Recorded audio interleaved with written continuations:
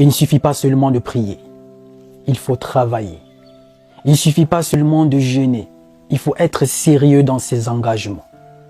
Il ne suffit pas seulement de chasser les démons ou dormir à l'église.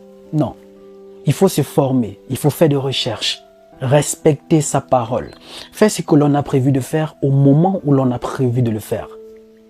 Vous savez, la plupart des choses que nous cherchons spirituellement nous ont déjà été données depuis très longtemps.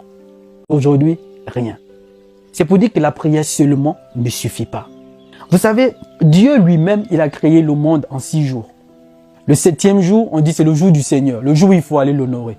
Mais l'Africain, il va à l'église du lundi au dimanche, 7 jours. Tu travailles quand? Quand est-ce que tu construis ta vie? Quand est-ce que tu t'occupes de ton foyer? Quand est-ce que tu t'occupes de ton époux, de ton épouse, de tes enfants?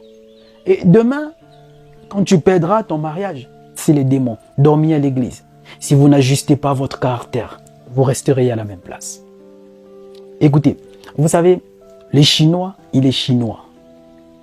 L'Indien, il est indien. L'Occidental, il est occidental. L'Arabe, il est arabe.